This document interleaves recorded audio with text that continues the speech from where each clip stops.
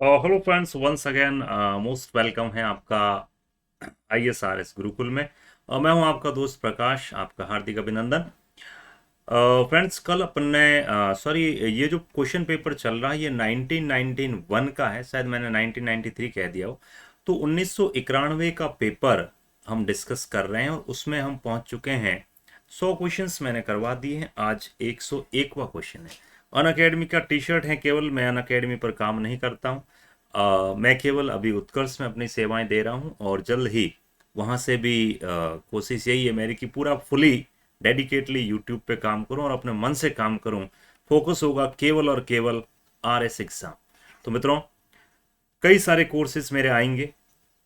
मैं हूं प्रकाश चावड़ा। मैंने RS एग्जाम कई बार दिया, UPSC इंटरव्यू भी दिया है। तो एक लंबा एक्सपीरियंस, और मैं चाहता हूं कि खुद नहीं बन पाया कोई बात नहीं, उस एक्सपीरियंस का कम से कम पब्लिक को बेनिफिट मिले। और मैं भी कोशिश कर रहा हूँ, ऐसा नहीं कि हथियार डाल दिए, हथियारों में जंग नहीं लगी, अभी हथियार तीखे हैं, चलाएंगे मित्रों उनको टाइम आने पर।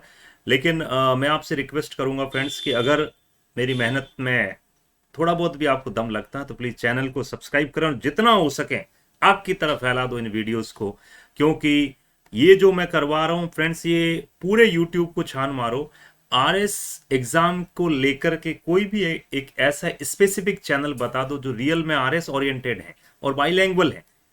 अपने जो भी कोर्सेज आएंगे वो बाईलैंग्वेज होंगे, क्योंकि मैं इंजीनियर हूं और इंजीनियरिंग पूरी इंग्लिश में की है। 12th तक हिंदी है, तो अपने कोई दिक्कत नहीं, हिंदी और इंग्लिश दोनों लैंग्वेजेस में। तो स्टार्ट करते हैं। और कोई भी क्वारी हो आपकी रिगार्डिंग RS एग्जाम, नीचे दिए गए नंबर पर आप मुझसे कांटेक्ट कर सकते हैं। दिस इज द क्वेश्चन, राग कल्प द्रुम। ये क्वेश्चन 3 बार पूछा जा चुका फ्रेंड्स RS प्री में।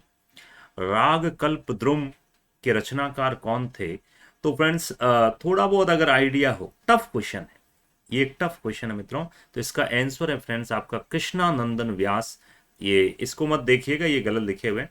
तो राग कल्पद्रुम के रचयिता, ये किताब है कृष्णानंद व्यास। अब इस बुक में क्या है, ज्यादातर ये मेवाड़ के इतिहास से रिलेटेड और कई सारी और भी बातें हैं। लेकिन बाकी जो तीनों किताबें, देखिए आप कहेंगे सर ये तो एक ही तो हुआ, लेकिन इन सारे ऑप्शंस पर अगर आप गौर करेंगे तो आपको 4 क्वेश्चन आपके और तैयार हो जाएंगे। कैसे? इसीलिए कह रहा हूं कि डेली MCQs करिए आप अगर RS प्री निकालना हो। राणा हमीर ने श्रृंगार हार लिखा, कुंभा का प्रमुख ग्रंथ है संगीत राज, और राधा कृष्णन ने राग रत्नाकर लिखा था। ये भी हमें थोड़ा सा ध्यान रखना। ये सवाल तो फ्रेंड्स प्री में 4 से 5 बार पूछा गया और मेंस में भी 3 से 4 बार पूछा गया। 16 का पेपर, 17 का पेपर। राजस्थान में वल्लभ संप्रदाय की प्रमुख पीठ कौन सी है? गैली जालर को ही पता है आंसर इसका, नाथ द्वारा। Am right? बिल्कुल फ्रेंड्स। तो नाथ द्वारा, जिसे पहले अपन सिहाड़ कहते थे, एक्चुअल में वल्लभ कौन? वल्लभ हम कृष्ण भक्ति से रिलेट करते हैं कि भगवान कृष्ण की पूजा करते थे वल्लभाचार्य। और वल्लभाचार्य ने जो कॉन्सेप्ट दिया उसका नाम भी ध्यान रखना, उसका नाम है शुद्धाद्वैतवाद। शुद्धाद्वैतवाद का संधि विच्छेद करो तो शुद्ध अद्वैतवाद। शुद्ध अद्वैतवाद। तो अद्वैतवाद किसने दिया था? अद्वैतवाद दिया था आपका शंकराचार्य ने। बिल्कुल। तो शुद्ध अद्वैतवाद का कॉन्सेप्ट देने वाले कौन थे मित्रों? वल्लभाचार्य। और इन्होंने एक बहुत ही प्यारा सा मार्ग बताया था, भक्ति मार्ग, जिसे अपन पुष्टि मार्ग के नाम से जानते हैं। कि अगर आप पुष्टि मार्ग पर चलते हैं तो कृष्ण से आपकी मुलाकात होनी तय है। और एक्चुअल में अगर आप गए हैं वहां पर, नाथ द्वारा गए होंगे, तो वहां मूर्तियों पर ज्यादा फोकस ना करके भगवान कृष्ण के प्रति एक सच्चा वात्सल्य, जैसे अपन कहते हैं, वो दिखाया जाता है। और यहाँ पर फेमस है मित्रों, कौन सी चित्रकारी है आप मुझे बताएंगे कि नाथ द्वारा में स्पेशल ये चित्रकारी फेमस है और क्यों फेमस है? ओके। ये क्वेश्चन भी कई दफे पूछा गया। रुणेचा, कई बार रुणेचा का मेला जो है किसके लिए फेमस है? तो फ्रेंड्स, आंसर इसका कम्युनल हार्मनी। क्यों? क्यों? वाई? देखिए, रुणीचे का मेला या फिर अपन कह सकते हैं रामदेव जी का मेला। और भजन तो आपने सुना ही होगा, रूणी चेरा धनिया अजमाल जीरा कमरा माता, एना देरा लाल मारो हेलो सांवड़ो सा। तो सांप्रदायिक सद्भाव का कारण ये फ्रेंड्स, यहाँ पर जो मुस्लिम धर्म अनुयायी है वो इन्हें एक पीरों के पीर बाबा राम सा पीर के नाम से जानते हैं। तो यहाँ पर सारी कम्युनिटीज, मुस्लिम्स भी आते हैं और साथ ही साथ फ्रेंड्स हिंदू लोग भी यहाँ पर पूजा अर्चना, हिंदुओं का तो खैर है ही है। तो इसी कारण इसे अपन सांप्रदायिक सौहार्द का प्रतीक मानते हैं। है कहाँ पर? ये सिचुएटेड है फ्रेंड्स जैसलमेर डिस्ट्रिक्ट, पोखरण, रुणीचा, जैसे आज हम रामदेवरा कहते हैं, रामदेवरा, विरमदेवरा, दो छोटे छोटे से आपके कस्बे। तो रामदेवरा में बाबा राम सा पीर का मेला पड़ता है। और मेला कब? भादवेरी बीज बाबा, बिल्कुल भाद्रपद द्वितीया से लेकर भाद्रपद एकादशी तक मेला पड़ता। अभी जस्ट मेला हुआ ही है। और यहाँ पर फेमस एक नृत्य है जिसका नाम है फ्रेंड्स 13 ताली नृत्य। 13 मंजीरे बांध करके जो कामड़ जाति की महिलाएं हैं वो ये नृत्य करती है और ये फेमस नृत्य कहलाता है। और इसके साथ साथ आप मुझे इस क्वेश्चन का आंसर कमेंट बॉक्स में लिखिएगा कि राजस्थान के वो कौन से 5 पीर है ना, 5 पीरों में से कौन से पीर हैं जो कवि भी थे और इन्होंने जो कविताएं लिखी उस किताब का नाम भी बताइएगा, पुस्तक का नाम। Which book was written by that particular poet who is also known as a poet in 5 Piras? तीरंदाज अर्जुन अवार्ड। तो फ्रेंड्स ये क्वेश्चन तो थोड़ा आउटडेटेड है, अपन थोड़ा सा समझते हैं कि अर्जुन अवार्ड किस क्षेत्र में दिया जाता है। तो अर्जुन अवार्ड फ्रेंड्स दिया जाता है आपका खेलों के क्षेत्र में, और इसका जो प्रारंभ हुआ था वो 1962 में। अभी लगभग 5 लाख रुपए नगद हैं और अर्जुन की एक कांस्य प्रतिमा। अब आपको कहे सर ये कहाँ काम के? अरे भाई RS खाली फ्री थोड़ी देना है, मेंस भी देना है कि नहीं देना है। मेंस के अंदर आपके स्पोर्ट्स एंड योगा, और उसमें अलग अलग प्राइज के अलग अलग पुरस्कारों के प्रकार, और उसमें से एक है अर्जुन पुरस्कार, ध्यान रखना। बिल्कुल आगे बढ़ते हैं मित्रों। ये भी उस समय का क्वेश्चन था, आंसर तो इसका पंडित दुर्गालाल है, लेकिन हमें तो सिर्फ ये समझना है यहाँ इस क्वेश्चन से सिर्फ ये कि कथक जो है, कथक का आदिम घराना कौन सा घराना था और उसके प्रवर्तक कौन थे। तो यू नो वेरी वेल मित्रों, कथक का जो आदिम घराना है वो आपका जयपुर घराना है और भानु जी को इसका मुख्य प्रवर्तक माना जाता है। You should be remember. और बाकी इनके बारे में ये उस समय चर्चा में रहे थे इसलिए क्वेश्चन आ गया, बाकी ऐसे क्वेश्चन कभी नहीं आएंगे। ये जरूर ध्यान रखना है, कथक का जो आदिम घराना है वो जयपुर घराना, प्रथम प्रवर्तक भानु जी थे। बिल्कुल। अभी इस क्वेश्चन में भी ये भी उस समय करंट अफेयर का क्वेश्चन था, लेकिन यहां से बहुत कुछ सीखने को मिलेगा। यहां से हमें मिलेगा, इस क्वेश्चन को तो छोड़ो, यहां एक टर्म आई है दक्षेश। दक्षेश, अभी क्या है भाई दक्षेश? तो फ्रेंड्स इसी को अपन कहते हैं SAARC, SAARC, South Asian Association for Regional Cooperation. अभी इसकी स्थापना कब हुई थी? इसकी स्थापना फ्रेंड्स हुई थी 90, ये सारे क्वेश्चंस रिपीट होते हैं फ्रेंड्स, 1985 में। अभी सार्क चर्चा में है पाकिस्तान को लेकर के। और कहां पर हुई थी फ्रेंड्स? ढाका में। कई बार सार्क का आपके हेडक्वार्टर पूछ लेते हैं कि हेडक्वार्टर कहाँ है, कि हेडक्वार्टर आपका कहाँ है साहब? काठमांडू, नेपाल में। कितने मेंबर हैं बताइए, 7 या 8? तो अभी इसके फिलहाल 8 मेंबर्स है। पाकिस्तान है क्या? बिल्कुल है। अफगानिस्तान भी है क्या? है। ऐसा कैसा एक और संगठन है, आपको कमेंट बॉक्स में बताना है। दक्षेश को सार्क कहते हैं, तो बताएं हिम्मत शेष इसको इंग्लिश में क्या कहते हैं और भारत इसका मेंबर है कि नहीं है। तो ये बता दिया, जैसा कि मैंने 1985 में ढाका में इसकी स्थापना हुई थी। और उस समय हमारे प्रधानमंत्री कौन थे? उस समय हमारे PM साहब थे राजीव गांधी, और राजीव गांधी का बहुत इंपॉर्टेंट रोल रहा था सार्क की स्थापना में। लेकिन अभी मोदी जी का आने के बाद आपको पता पाकिस्तान से थोड़ी अनबन हुई हमारी, और हमने पाकिस्तान को एक तरह से डिबार कर दिया था इसमें से। क्वेश्चन ये भी पूछा जाता है RS मेंस में प्री में नहीं, कि सार्क जो है क्या प्रासंगिक है? अभी इतने कभी भी मीटिंग हो भारत पाकिस्तान लड़ पड़ते हैं या दूसरे छोटे देश लड़ पड़ते हैं, तो प्रासंगिक तो नहीं है। तो भारत को क्या करना चाहिए? सार्क पर ध्यान नहीं देना चाहिए, देना चाहिए, पर ज्यादा ध्यान देना चाहिए बिम्स्टेक पर। ये एक नया संगठन और आ गया, आपको कमेंट बॉक्स में बताना है कि बिम्स्टेक क्या है और इसकी स्थापना कब हुई थी, मुख्यालय कहाँ है। आओ, कैंप डेविड का क्या अर्थ है मित्रों? अमेरिकी सेनेटर लैरी प्रेसलर की ये जो बात है कैंप डेविड, ये कई बार करंट अफेयर में चर्चा में आती हैं। तो युद्ध नहीं, संधि, हॉटलाइन संबंध, संयुक्त राज्य अमेरिका एक स्थान, पारस्परिक सहयोग की नीति, तो कई बार ये टर्म आप सुनते हैं करंट में। Mutual understanding and mutual cooperation के लिए ये शब्द दिया जाता है मित्रों, कैंप डेविड। जो अभी जब यूक्रेन और रशिया का जो वॉर चल रहा था, उस दौरान भी न्यूज़पेपर्स ने कई बार ये कैंप डेविड वर्ड दिया। इसका मीनिंग है आपसी सहयोग की नीति। तो ये हालांकि उस समय का क्वेश्चन है, बट अभी भी रिलेवेंट है, अभी इस साल बिल्कुल। You know very well friends कि इसराइल के साथ में हमारे रिश्ते 1992 में स्थापित हुए, पीवी नरसिम्हा राव की सरकार उस समय। और 1999 में तो यू नो वेरी वेल कि करगिल का वॉर हमने जो जीता, वो इसकी वजह से जीता, इसराइल की वजह से। तो ये उस समय 91 का क्वेश्चन है ना। और उस समय ये चर्चा में रहा था क्योंकि 92 में हमने दूतावास खुलवा दिया इसराइल का। तो ऐसा क्या हो जाएगा इसराइल के सदस्यता लेने से?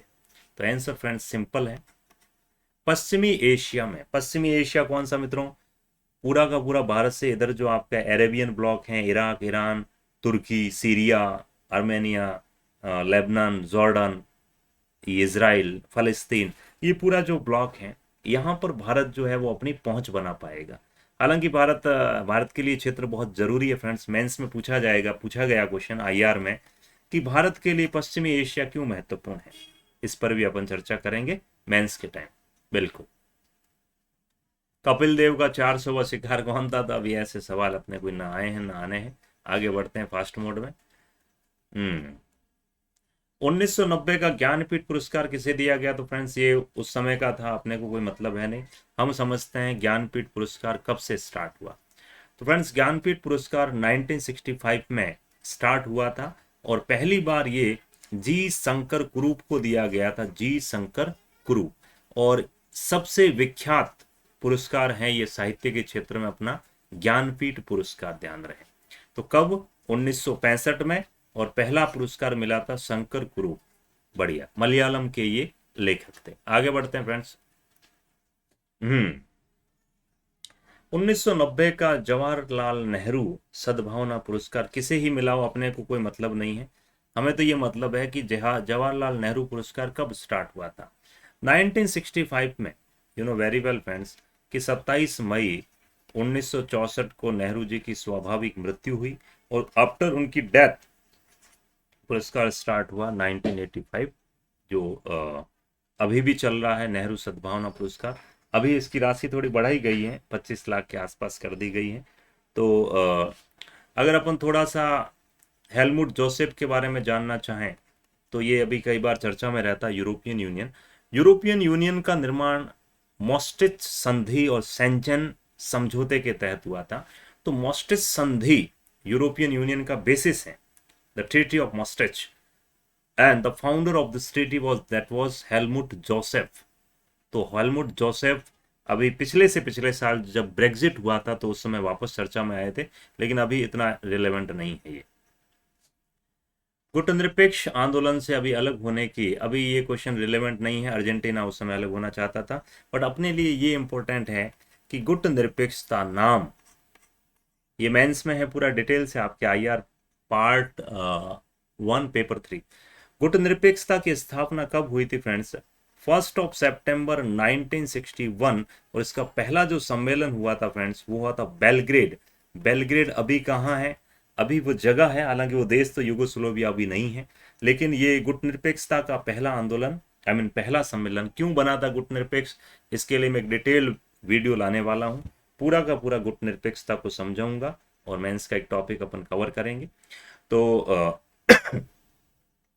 फिलहाल अभी इसके 120 मेंबर्स हैं और भारत के नेहरू इसके संस्थापक थे। बाकी सारी बातें जो मैंने बताई वो यहीं लिखी हुई है। चलो आगे बढ़ते हैं फ्रेंड्स। दावोस कई बार चर्चा में रहता है friends. Davos, what is Davos? तो दावोस स्विट्जरलैंड में एक जगह है और ये सोचिए जरा आप, वर्ल्ड इकोनॉमिक फोरम की जो वार्षिक बैठक होती है फ्रेंड्स, वो दावोस में ही होती है। विश्व आर्थिक मंच, दम है तो बताइएगा मेरी एक बात, कई बार पिछली से पिछली बार जैसा कि यूपीएससी में पूछा, जेंडर गैप इंडेक्स कौन जारी करता है, कॉम्पिटिटिवनेस इंडेक्स कौन जारी करता है, तो ये जारी करने वाली संस्था है वर्ल्ड इकोनॉमिक फोरम। आपको बताना है कि और कौन कौन से इंडेक्स जो है वो इसके द्वारा जारी किए जाते हैं। बिल्कुल। 25वें ओलंपिक खेल कहाँ हुए थे, डजेंट मैटर। अभी कौन से हुए हैं 2021 में, आपको तो ये बताना है। तो अभी फ्रेंड्स हुए आपके 41वें। बिल्कुल। तो ये अभी 41वें नहीं, शायद 32वें ना। बिल्कुल बिल्कुल बिल्कुल, सॉरी, 31वें 31वें 31वें नहीं, 32वें, गलत 41। 32वें अभी ग्रीष्मकालीन आपके खेल हुए हैं कहाँ पर, जापान के टोक्यो में। और अगला जो होने वाला है वो आपका कहाँ होने वाला है मित्रों, पेरिस में। बिल्कुल। आगे बढ़ते हैं। ये क्वेश्चन उस समय करंट में था बट इतना इंपॉर्टेंट नहीं है। एक जगह है फ्लीट स्ट्रीट जहां से ब्रिटेन में समाचार पत्रों का प्रकाशन होता है, उस समय चर्चा में रही थी, अभी अपने काम की नहीं। अमेरिकी राष्ट्रपति की चुनाव प्रक्रिया कहां से प्रारंभ होती मित्रों, तो आंसर इसका न्यू हैम्पशायर। न्यू हैम्पशायर वह जगह है जहां से अमेरिकी प्रेसिडेंट के इलेक्शंस स्टार्ट होते हैं, और इसकी कैपिटल जो है वो कॉन्कॉर्ड है। तो यहाँ से कई सारे क्वेश्चंस बन सकते हैं कि अमेरिकी राष्ट्रपति का चुनाव भारत के राष्ट्रपति के चुनाव से कैसे डिफरेंट है, भारत का राष्ट्रपति की जेब और अमेरिका के राष्ट्रपति की जेब, किसकी जेब बड़ी है, क्वेश्चन आ रखा है। तो जेबी बिट्टो भारत के राष्ट्रपति के पास ज्यादा है। विश्व में प्रेसिडेंशियल सिस्टम किस देश में है, दैट इज अमेरिका। भारत में पार्लियामेंट्री सिस्टम क्यों लाए, जबकि हम भी तो अमेरिकन सिस्टम ला सकते थे। तो ये मेंस के अंदर चर्चा के विषय रहेंगे जिसको अपन डिटेल से देखेंगे। आओ आगे बढ़ते हैं। यूरोपीय आर्थिक समुदाय, यूरोपियन इकोनॉमिक कम्युनिटी, फ्रेंड्स ये 1992 के आसपास स्टेब्लिश हुई थी, और सॉरी 1958 में। और रोम संधि, इंटरनेशनल रिलेशन में हम इसको पढ़ेंगे। एक्चुअल में ये क्वेश्चन उस समय इसलिए था क्योंकि यूरोपियन यूनियन बेसिकली 1992 में ही, 91-92 में ऑर्गेनाइज हुआ था। उससे पहले इसे ईईसी ही कहा जाता था, यूरोपियन यूनियन। तो अभी यूरोपियन यूनियन का हेडक्वार्टर कहाँ है फ्रेंड्स, ब्रुसेल्स में। Brussels is the capital of Belgium. और मुझे बताएंगे आप नाटो का हेडक्वार्टर कहाँ है और नाटो कब बना था, अगर दम है तो कमेंट करिएगा, दम नहीं है तो देख के करिएगा। और रोम संधि कब साइन हुई थी और रोम संधि किस संगठन का बेसिस है, that is the European union. Okay, again one more question, important question, किसका हेडक्वार्टर रोम में है मित्रों, रोम इटली। तो याद रखिएगा राहुल गांधी जी का ननिहाल, वहां पर खाद्यान्न ही खाद्यान्न है, खूब खाद्यान्न है। तो फूड एंड एग्रीकल्चरल ऑर्गेनाइजेशन का हेडक्वार्टर है फ्रेंड्स आपका कहाँ पर, रोम में। और ये संगठन क्या करता है कि वैश्विक भुखमरी, गरीबी, बेरोजगारी, स्पेशली भुखमरी पर इसका फोकस रहता है। और इसका जो एस्टेब्लिशमेंट है वो हुआ था फ्रेंड्स आपका 1945 में, 1945 में इसकी स्थापना की गई। बाकी और संगठन दे रखे हैं, जैसे इंटरनेशनल लेबर ऑर्गेनाइजेशन हेडक्वार्टर कहाँ है, जेनेवा। स्थापना कब हुई थी, 1919 में। क्या इसे नोबेल शांति प्राइज मिला है, बिल्कुल 1949 में, एब्सोल्युटली। इसी प्रकार आईएमओ, इंटरनेशनल मैरीटाइम ऑर्गेनाइजेशन, सामूहिक नहीं सामुद्रिक है, 1946 में एस्टेब्लिश हुआ। पूछा गया है इसका हेडक्वार्टर कहाँ है, लंदन में। One more question, UNESCO, UNESCO की full form United Nation Educational Scientific and Cultural Organisation, headquarter कहाँ है इसका, पेरिस में। अभी ये संस्था बड़ी चर्चा में रही है, यूनेस्को। क्यों रही है, क्योंकि फ्रेंड्स अभी अमेरिका और इसराइल ने यूनेस्को की, जब ट्रंप थे ना, तो उन्होंने इसकी सदस्यता त्याग दी थी, लेकिन कालांतर में वापस सदस्य इसके बन गए। इसका मुख्यालय पेरिस में है, ध्यान रखिए यूनेस्को। ये क्वेश्चन लॉलीपॉप था, अगर आपने थोड़ा बहुत भी ज्योग्राफी पढ़ा है। बताओ भाई गढ़वाल कहाँ है, गढ़वाल हिमालय, गढ़वाल हिमालय आपका हिमाचल प्रदेश उत्तराखंड वाला एरिया, और वहां पर वो जोन नंबर 1 में आता, भीषण भूकंप। तो इसको मैच कर सकते हो आप, डी में 3, 2 ऑप्शन तो गए, ठाकुर गया, ठाकुर लुगाई भी गई, 2 बच के। अभी इसको चेक करने से कोई फायदा नहीं है, बी और सी को चेक करो। काला हांडी उड़ीसा में है, जहां पर बहुत ज्यादा गरीबी है, गरीबी होगी तो वहां भूख से मौत है, तो आप एब्सोल्युटली चेक कर सकते थे। बी में आपका 1 आंसर हो जाएगा इसका, C for Katie, C is the perfect answer. 1 minute, क्या कह रहे, कुंभकोणम बी में, रुको रुको रुको रुको बाड़ा, सी में मैंने क्या बोला है, काला हांडी, सी में 1। हाँ, बी आंसर है बराबर, B is the perfect answer. This is the last question friends. अभी इस क्वेश्चन को भी अपन थोड़ा सा सीरियस होके लेंगे तो हो पाएगा। इनमें से एक नाम कौन सा जो आपने सुना है इंटरनेशनल रिलेशन आरएस मेंस में? तो एक नाम वो है मित्रों, ऑर्थर डंकल। ऑर्थर डंकल को आप जानते हैं, और ऑर्थर डंकल वाज द क्या बोल सकते हैं, महानिदेशक बोलते तो, डायरेक्टर जनरल थे किसके, गेट के। गेट कब क्या था, GATT, General Agreement on Trade and Tariff, that was signed in 1948, and GATT was converted at 1st of Jan 1995 in WTO। तो गेट जो है वो अभी किस रूप में है, WTO के रूप में। और ऑर्थर डंकल इसके महानिदेशक थे 1991-1992 में। अभी इसमें और कुछ भी नहीं देखना, बट इससे आंसर आने वाला है नहीं। लेरी प्रेसलर जो मैंने पहले बताया अभी, अमेरिकन सीनेटर थे। तो इसी पेपर में 2 क्वेश्चन आए लेरी प्रेसलर के, तो बी में 3। आंसर इसका हो जाएगा फ्रेंड्स आपका। अभी भी नहीं ला सकते आप, अभी भी, मतलब इन दोनों में द्वंद्व है। तो सी को देख लो, Miss Carla Hills and Lewis Preston. अभी अगर वर्ल्ड बैंक के चेयरमैन की लिस्ट आप पढ़ेंगे, जब वर्ल्ड इकोनॉमी पढ़ेंगे, तो वहां पर लेविस प्रेस्टन का नाम आ जाएगा, और वहां से आप पकड़ लेंगे कि Lewis Preston was the chairman of World Bank in 1990-91। तो आंसर हो जाएगा इसका फाइनली 4-3-1-2, ना 2-1। A for Ambala is the perfect answer. तो मित्रों ये थी आज की सीरीज, और इसी के साथ हमारा पेपर जो है वो पूरा हो चुका है। कौन सा पेपर, 1991 का। Now we will attack on the 1993 और 95 अगले पेपर की तरफ। फ्रेंड्स मैंने आपको कल भी बताया था, आज वापस बता रहा हूँ, RS एग्जाम आपका अंतिम उद्देश्य है लाइफ का। लेकिन मैं चाहता हूं कि आप साधन साध्य की पवित्रता में विश्वास करते हैं, तो साधन साध्य आपका पवित्र है, कोई दिक्कत नहीं, RS आपका साध्य है, बट साधन आपको पहले पवित्र करने पड़ेंगे। और मैं चाहता हूं कि आप पहले कोई छोटी मोटी सरकारी जॉब पकड़ लें, और उसका आपके लिए शानदार अभी अपॉर्चुनिटी आ रखी है friends, CET exam. CET exam की तैयारी जो मैं करवा रहा हूँ उसको अच्छे से करें। और जब CET एग्जाम की डेट आ जाएगी, डेट आ रखी है दिसंबर के आसपास में, ताबड़तोड़ MCQs करवाऊंगा मैं। और कैसे भी करके CET में आपको जगह बनानी है राजस्थान के टॉप 50,000 लोगों में, और वे लोग ही आगे की आने वाली 9 वैकेंसियां, जिसकी टोटल पोस्ट है 2900, इनमें पार्टिसिपेट करेंगे। Okay friends, have a very very lovely night, good night. अब चैनल को अगर सब्सक्राइब करते हैं तो मित्रों मेरे थोड़ा फायदा हो सकता है, बाकी आपकी इच्छा है, जबरदस्ती तो कोई है नहीं।